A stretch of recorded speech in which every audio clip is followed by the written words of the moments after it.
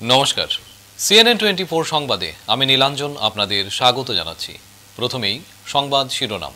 হাইলাকান্দির লালায় ভয়ঙ্কর দুর্ঘটনা, মৃত্যু একাধিক ব্যক্তির। রবীন্দ্র জয়ন্তী উপলক্ষে 10টি রাজ্যের সঙ্গে শিলচরেও একই দিনে 20খানা রবীন্দ্রসঙ্গীত পরিবেশিত হবে। দুদিনব্যাপী মান অভিযোজন শিবির 2024 শিলচর রামকৃষ্ণ মিশনে। মেহেরপুরের বীরবল বাজারে বিধ্বংসী অগ্নিকাণ্ডে পুড়ে ছাই 2টি দোকান, ক্ষয়ক্ষতির পরিমাণ কয়েক লক্ষাধিক। সিংহানিয়া ফিনটেক লিমিটেডের বিরুদ্ধে অভিযোগ ভিত্তিহীন, মহিলা কর্মচারীকে হেনস্থা করার ঘটনার তীব্র প্রতিক্রিয়া কর্মকর্তাদের। এবারে বিস্তারিত সংবাদ। হাইলাকান্দিতে ভয়ঙ্কর দুর্ঘটনা। জেলার লালা বাইপাস সংলগ্ন বিষ্ণুপুরের ডাম্পার ও অল্টোর মুখোমুখি সংঘর্ষে ঘটনাস্থলেই 3 জন প্রাণ হারিয়েছেন। এ ঘটনায় তীব্র প্রতিক্রিয়া সৃষ্টি হয়েছে। এই মর্মান্তিক দুর্ঘটনায় এলাকা জুড়ে শোকের ছায়া নেমে আসে।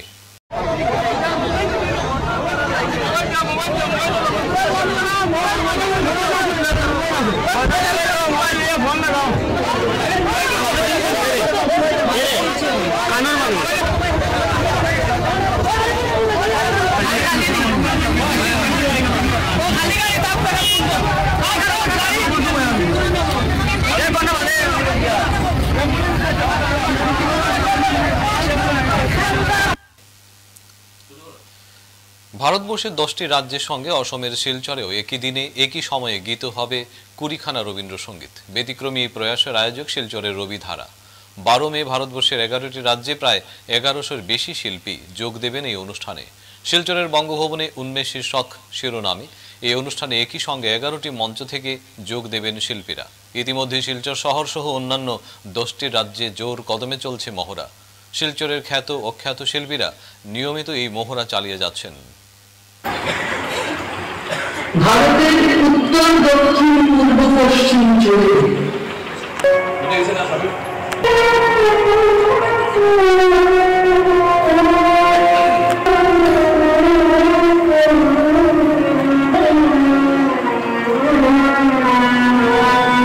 রবিধারা শিলচর রবীন্দ্রসঙ্গীত চর্চা কেন্দ্র। মূলত এটা আমার একটা অর্গানাইজেশন। এটা আমরা আগামী 12ই মে বঙ্গভবনে একটা অনুষ্ঠান করতে চলেছি। এই অনুষ্ঠানের নাম হচ্ছে উন্মেষ, শতকণ্ঠে সহস্র কণ্ঠ।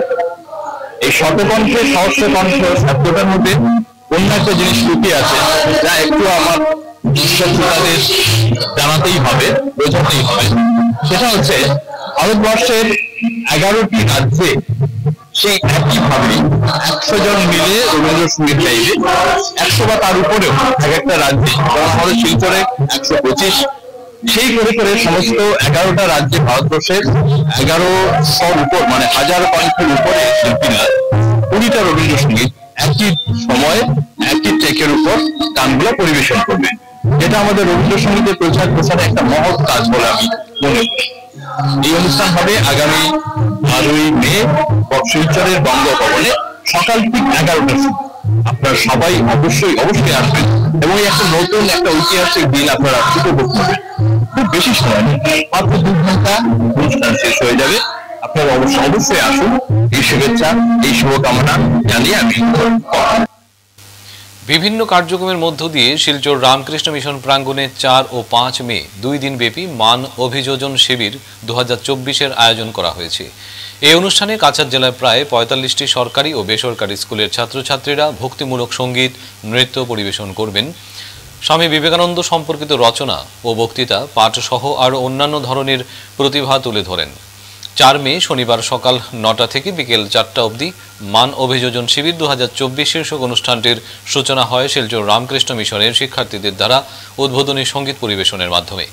এরপর বক্তব্যে শিলচর রামকৃষ্ণ মিশনের সম্পাদক গণধীশানন্দজি মহারাজ বলেন, স্বামী বিবেকানন্দ স্পষ্টভাবে আমাদের পতনের কারণগুলি চিহ্নিত করেছিলেন, যার মধ্যে একটি ছিল জনসাধারণের অবহেলা, যাকে তিনি মহান জাতীয় পাপ হিসেবে চিহ্নিত করেছিলেন।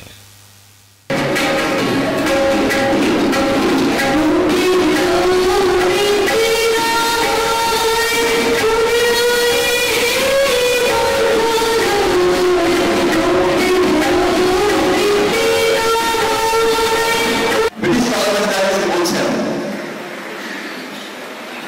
যে আমরা ইন্ডিয়ানদেরকে কিভাবে রাখবো।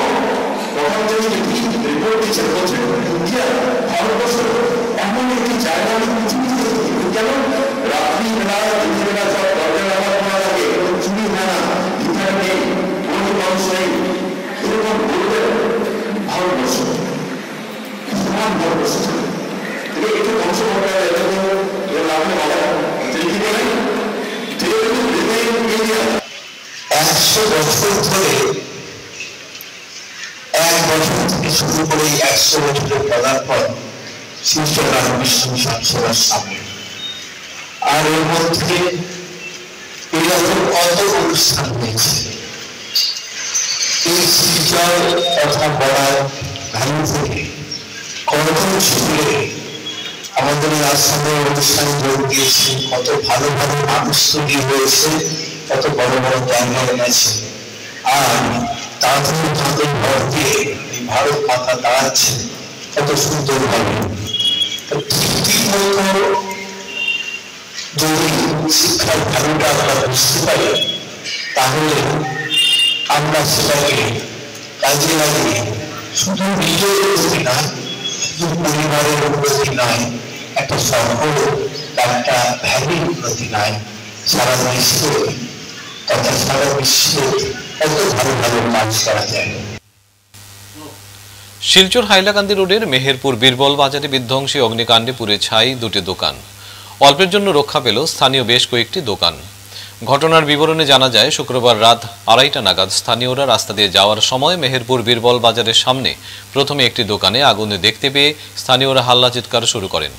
পরে বাজার মালিক ও স্থানীয়রা সঙ্গে সঙ্গে আগুন নেভাতে চেষ্টা করেন এবং অগ্নি নির্বাপক দপ্তরে খবর দেন। পরে স্থানীয়দের সহায়তায় এবং অগ্নি নির্বাপক কর্মীরা আগুন নিয়ন্ত্রণে আনতে সক্ষম হন।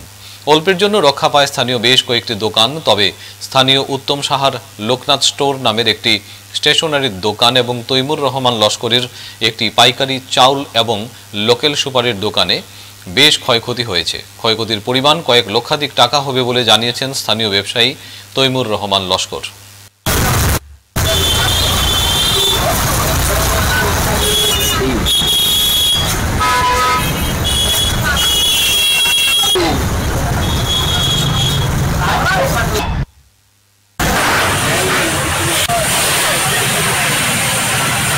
মেহেরপুর বিলবর বাজার, যখন মানুষ রাস্তা বা বাইক নিয়ে যাওয়ার পথে এই সময় মানুষে আগুন দেখিয়া চিল্লানি শুরু করছে, চিৎকার শুরু করছে যে মানুষ দোকানটা বাঁচাও, এই ওজনকে আগুন লাগছে। তখন বাজারও মালিক উঠিছে, উঠিয়া দেখেন ছেলেরে ফাটাই কিন্তু দেখো যেন কিতা দেখা পাবে, ছেলে বারে দেখা গেছে আগুন দেখা যান না, বাচ্চাটো আবার ঢুকি গেছে। বাজে শব্দ শুনিয়া বাজারের মালিক তারা সব আইছে, আইয়ার লগে লগে তারা পেট্রোল দিও ফায়ার ব্রিগেডও তারা ফোন করছে। ফায়ার ব্রিগেড আইসি আওয়ার পরে অবস্থা হয়েছে। দুইটা দোকান, আমি তৈবুর রহমান লস্কর। আপনার কিতার দোকান? আমার এখানে লগে লোকেল সুগারির দোকান, চাউলের দোকান, পানের দোকান। আমরা ওইটা থেকে আমরা ব্যবসা করে খাই, আর আমরা চলিয়ার ফিরি। আর ওটাও আর একটা দোকান খার দোকান আছে, এখানে হইলো উত্তম সাহা দোকান, ধান দোকান, এখানে স্টেশনারির দোকান। তাহলে কেমন ক্ষয়ক্ষতি? ক্ষয়ক্ষতি মোটামুটি মার 12 ক্ষতি হয়েছে। আমরা সরকারও কিছু দাবি চাই, আর যদি আমরা সাহায্য সুবিধা করি, মানে সরকারে যদি কোনো সাহায্য সুবিধা করে, তাহলে আমরা ওটাও আশা ভরসা করি। সিংঘানিয়া ফিনট্রেক এগ্রি বিজনেস কনসোর্টিয়াম লিমিটেডের বিরুদ্ধে উত্থাপিত অভিযোগ ভিত্তিহীন। অফিসের মহিলা কর্মকর্তাদের সঙ্গে দুর্ব্যবহারের তীব্র প্রতিক্রিয়া ব্যক্ত করলেন অফিসের কর্মকর্তারা। শনিবার শিলচরে সিংঘানিয়া ফিনট্রেক এগ্রি বিজনেস কনসোর্টিয়াম লিমিটেডের কর্মকর্তা সকল পদাধিকারীরা ঐক্যবদ্ধ হয়ে শনিবার স্থানীয় এক হোটেলে আয়োজিত সাংবাদিক সম্মেলনে একথা জানান খৈরুল আলম মজুমদার, আজমাদুল হোসেন মজুমদার ও একাদশী দাস সহ সংস্থার আইনজীবী মহিউদ্দিন বরভুইয়া। এদিন সংবাদ মাধ্যমের সামনে সংস্থার কর্মপন্থা সহ তাদের সমস্ত নথিপত্র সহ বিভিন্ন তথ্য সংবাদ মাধ্যমের সামনে তুলে ধরে তার প্রতিক্রিয়া ব্যক্ত করেন। তারা জানান 25,000 টাকা লোন পাইয়ে দেওয়ার নামে গ্রামের গরিব মানুষদের থেকে 2,000 টাকা করে অর্থ সংগ্রহ করার অভিযোগ নাস্যাৎ করেন তারা।